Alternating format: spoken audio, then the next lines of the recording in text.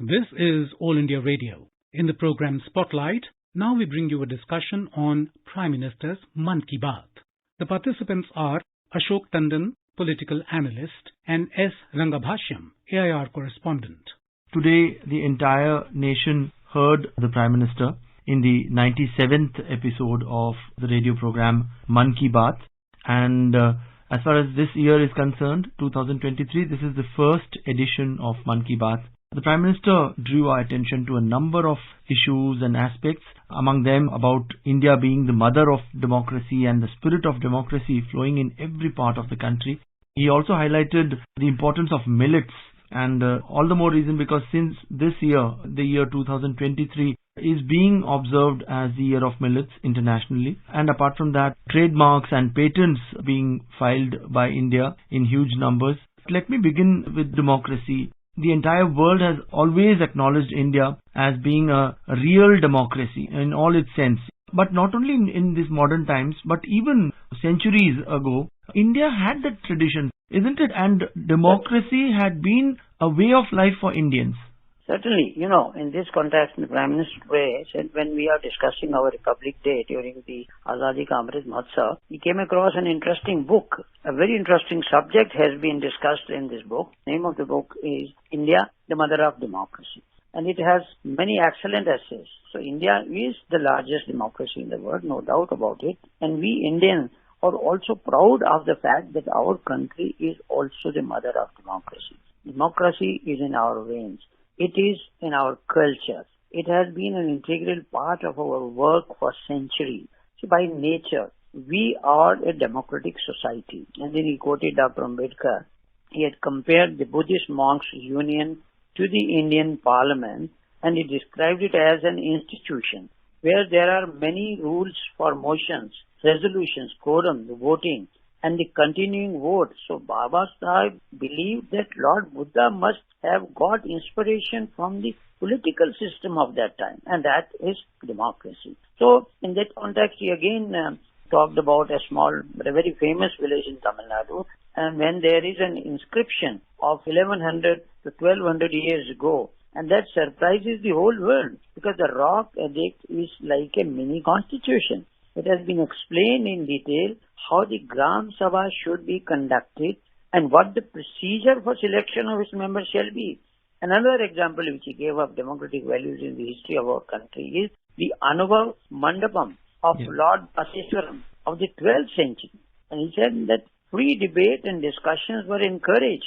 And he said you would be surprised to know that it is even before the Magna Carta of the UK. See, the republican traditions of the, Indian dynasties from one another. So, the Bhakti movement also furthered the culture of democracy in Western India. He went on to discuss this detail. But then he said, after reading this book, he said that you will feel how the spirit of democracy has been flowing in every part of the country for centuries.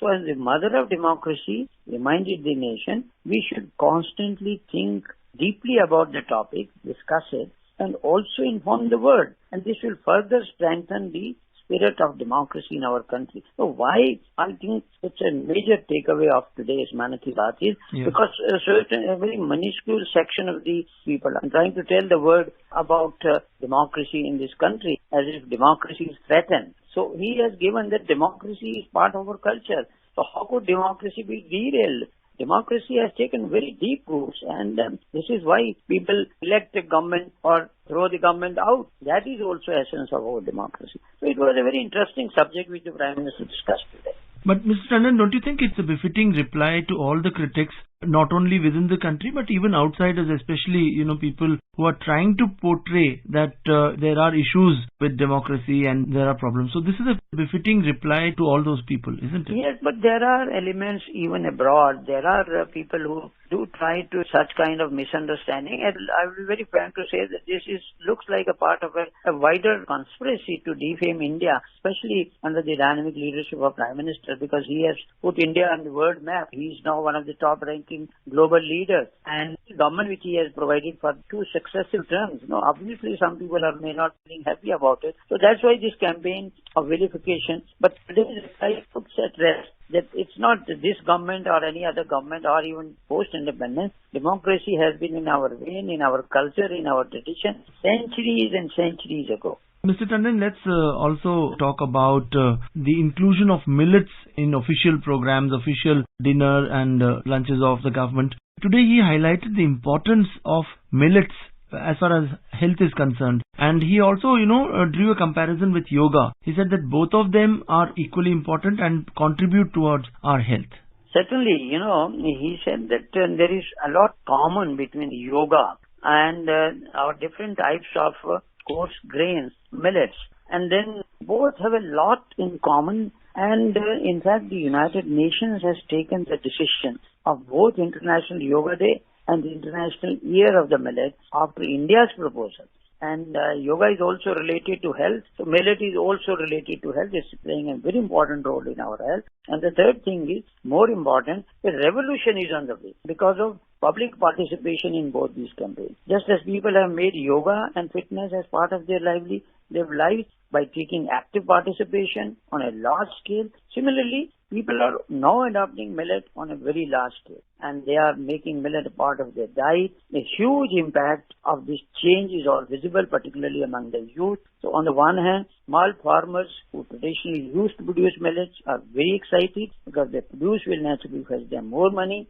They are very happy. The world has now started understanding the importance of millet. And the entrepreneurs have also started effort, market millets and make them available. And he gave the example of Chhattisgarh, where in Raigad, millet cafes are there. Items like chilla, dosa, momos are all becoming very popular in the millet cafe, which started a few months back. So I think it was also, especially because India is now having the presidency of G20. So during this period, millet is now being popularized during all the engagements and the functions and events related to G20. Millet is now on the upswing all over the world. But Mr. Tandon, this calls for behavioral change, especially among our youngsters. So it would need a continued push, a continued effort and awareness creation so that in the next couple of months it becomes a way of life and people adopt millets as part of their food habit. Certainly, because we all talk about entrepreneurs, but we have never heard of milletpreneurs. So Odisha, he gave the example. Recently, like a self-help group of women, about 1,500 women of the tribal district of Sundargarh. Now, they are associated with the Odisha Millet Mission. These women are making everything from millet. The cookies, rasgulla, gulab jamun, and even cakes. And due to their great demand in the market, the income of women is also going up. So, millet farmer producer companies are all up in a big way. The Indian Institute of Millet Research in Karnataka, people are liking the khakra, biscuit, laddus, etc. And in Karnataka's Bidar district, women associated with the Pulsoor Millet Producer Company are cultivating millets as well as are preparing their flour from. Through this, the earnings have also increased a lot. Farmers from 12 states have joined the FPO of Chhattisgarh. So this way, as I said, the G20 summit events are being held actually in different parts of the country, and the dishes which are being served now include like bajra khichdi, poha, kheer and roti, as well as ragi-based payasam, puri and dosa. So these are so mouth-watering dishes which are now being served, and even health drinks are being made from it. So this shows that millet exhibition at all G20 venues are being organized. Indian missions are also making a lot of effort to increase their popularity. And imagine that this effort of the country and the increasing demand for millet in the world is going to give strength to our small.